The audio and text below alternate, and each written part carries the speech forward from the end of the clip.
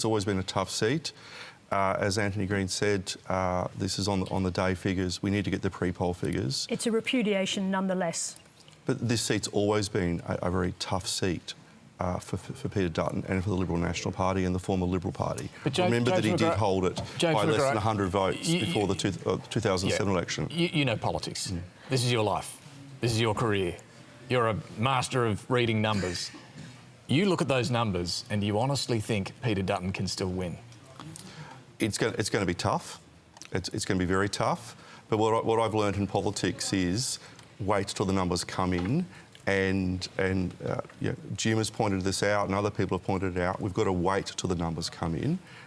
It will be tough for him to hold it. It'll be tough for us to hold a number of seats and win a number of seats. There are seats like Bradfield, for example, that before everyone was saying is basically gone to the Teal. I'm pretty sure it's coming back to us. So let's just wait for the figures to come in for this week and next week, and before we get a final count of where the numbers are at. But it's not a great night for the party. So I would admit that. James, you're in Queensland, your house is on fire.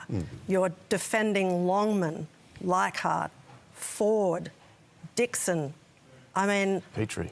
Petrie, Bowman. And what I'm saying is wait for the sorry to interrupt. I'm waiting for the pre-poll figures to come in for these seats, and then we can have a frank discussion about where we ended up in Queensland. But it's not. I respect you, but this is starting to sound a bit chemical army. It's not a great night for the party. But what I've learnt in politics, having worked on many losing and the odd winning campaign, is wait for the figures to come in. I mean, you have a job to do tonight, but we know that if I were to lean over and grab your phone, it would not say, we've got to wait for the numbers to come in.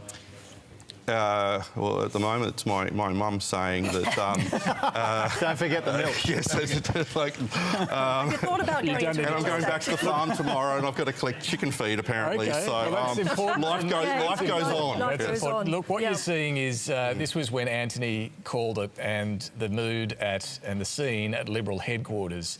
It's a little different to what we witnessed earlier from the Labor headquarters when that moment happened. As you can see there. So that was just seeing Anthony Green's call. Can I make a couple of quick calls? Yes. I think I respect you too, James, but I think that position on Dixon's harder and harder to hold, obviously. We think we've won Bonner and we think we've won Bass. And those were really two very, very key targets for us. We thought if we were to get to a majority, we needed those two. We've been very, very focused on both of those seats for some time now, and we're really confident that we have both of those. Did you think you'd sit here tonight and watch Peter Dutton lose his seat? No. No, I thought we were a chance, and I thought Ailey France in particular gave us a red-hot chance, but I thought it was 50-50 at best. What do you put it down to? There's a bunch of things playing out there. The nuclear stuff was bad for Peter Dutton there. I think he made an egregious error on the Sunday night of the final week, saying he'd be comfortable having a nuclear reactor in his suburb when Mark Riley asked him. And Labor was quick to point that out. Big mistake. Dixon. It was a big mistake. Was it? But that's not the only thing. Okay. There are foundational issues here. I think that they lost the argument on Medicare. They lost the argument on the cost of living. And Peter Dutton trailed away as the campaign wore on, and we shouldn't expect that will be somehow different in his own community, despite the fact that, as James rightly points out, he has clung on when we've been confident before. But Ailey France has had 3 cracks at this now. There is a special place in the Labor pantheon for people who keep going again and again and again with persistence and perseverance. And Ailey France, if she's won Dixon, is genuinely a Labor hero tonight. This is a pretty seismic event. A first-term government extending its majority is what we're looking at the moment, but also an opposition leader losing his seat. I mean, John Howard obviously did in 2007. And I might get some thoughts from Tony Barry and Kos Samaras and PK on this as well, just the significance of this. Tony, Peter Dutton losing his seat, was that on your bingo card? Yeah, I mean, I thought Peter had to get a very high primary vote because he had everyone preferencing against him, so he needed something in the high 40s. He had 42% last time. But I think the real issue here is obviously Trump had a massive effect in changing people's perceptions about risk assessments. And when you're voting for an opposition, there's a risk involved. And at a time of global instability, whether it's 9/11 or COVID, people want to go with the incumbent. So incumbency worked against governments up until very recently, the last couple of years. Thanks to Donald Trump, that's flipped. That's flipped. What Now, about people things like nuclear? Yeah, nuclear was... So I'm not suggesting that the coalition were having a great campaign until Trump came along with tariffs and sent this sort of shockwave through the community about their superannuation balances, which have all taken a hit.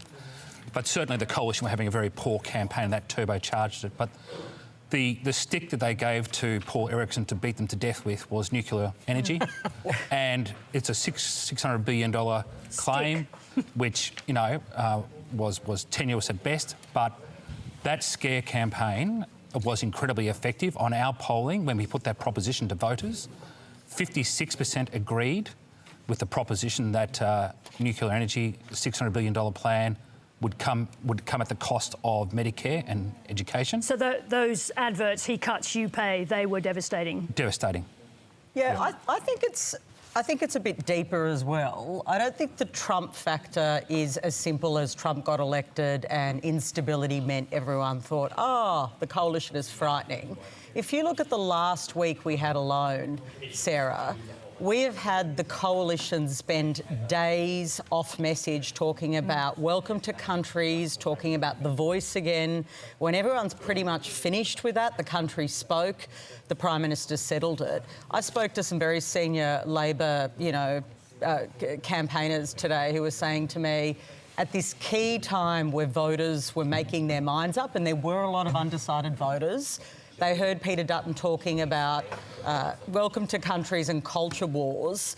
And I think it's been diabolical for their campaign. They have barely been able to stay on message.